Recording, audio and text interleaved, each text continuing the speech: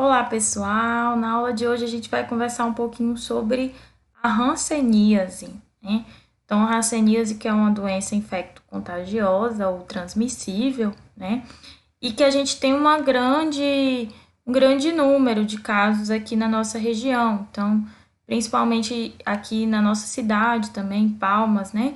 Durante algum tempo a gente esteve aí no topo, pensando aí no cenário nacional dessa transmissão aí de hanseníase, né? Então, é bem importante a gente conhecer de fato como é que é a doença e a nossa atuação, né? Que o enfermeiro é uma peça-chave no controle aí da hanseníase, né? Vocês vão conseguir perceber isso quando tiverem diretamente em atuação lá no estágio na atenção básica, mas depende muito também da nossa autonomia, né? A gente conseguir realmente identificar aí os pacientes com hanseníase, tá bom?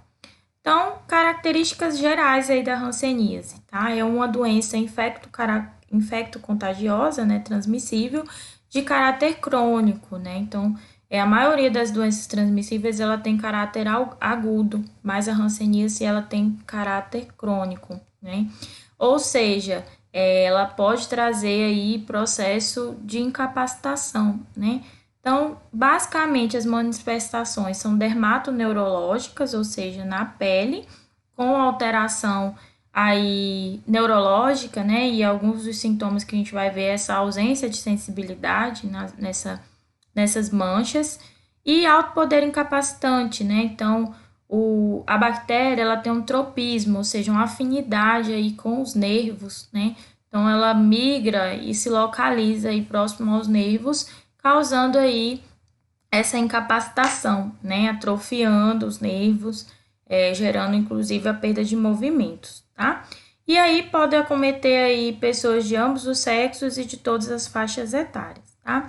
Ela está inserida, a hanseníase, no grupo de doenças tropicais negligenciadas e prevalece em área aí em que a população vive em situações de vulnerabilidade socioeconômica, né? Com dificuldade de acesso aos serviços de saúde. Isso é um dado bem importante, tá? Da gente levar em consideração no processo lá de anamnese, de avaliação do paciente. O agente etiológico, o que causa a hanseníase? É o Mycobacterium leprae, que ela é um bacilo, né, parasita intracelular alcoácido resistente, e é a única espécie de micobactéria que infecta os nervos periféricos, tá? Então, assim, tem uma grande capacidade de infectar bastante pessoas, então tem uma alta infectividade, né? Embora poucas pessoas realmente adoeçam, ou seja, manifestem os fatores clínicos, né, os sintomas. Então, ela tem uma baixa patogenicidade, né? E atinge principalmente aí a pele e os nervos periféricos, né? Então, Mycobacterium leprae, a gente tem registros aí muito antigos da hanseníase, né? Antigamente era conhecido como lepra, e é uma doença que traz, assim, um peso histórico, né? Então, as pessoas ainda têm o preconceito, porque por ser uma doença transmissível, né? Então, antigamente as pessoas eram simplesmente afastadas da sociedade, né? Então, a gente tem registros bíblicos aí de pacientes com lepra, né? Os leprosos. Então, a gente precisa ter um cuidado, porque essa marca histórica, ela acontece até hoje, né? Então, a população às vezes não tem a informação adequada e acha que a hanseníase, paciente que está em tratamento, por exemplo, ele sofre esse preconceito, né? Porque ele pode ter aí algumas manifestações dos efeitos colaterais e também pelas pessoas acharem, né, que vai pegar se ficar próximo. E a partir do momento que a pessoa inicia o tratamento, fez a primeira dose do medicamento, né, ele já não está mais transmitindo. Então, é muito importante a gente estar nesse processo de conscientização, né, sobre a hanseníase para a população em geral, tá? Modo de transmissão, gente. O homem, ele é reconhecido como a única fonte de infecção, tá? Então, dessa forma, como que acontece? Quando uma pessoa ela tem hanseníase e ela tá na forma infectante da doença, ou seja, ela tem o bacilo e ela não está fazendo tratamento, né? Então, ela está eliminando o bacilo por meio exterior. E a partir desse momento, ela pode infectar aí outras pessoas suscetíveis. Mas aí a gente leva em consideração aqueles dois termos: alta infectividade, baixa patogenicidade. Então, baixa capacidade de causar a doença, tá? Então, via de eliminação do bacilo, vias aéreas superiores, né? Mucosa nasal e orofaringe, por meio de contato próximo e prolongado, tá?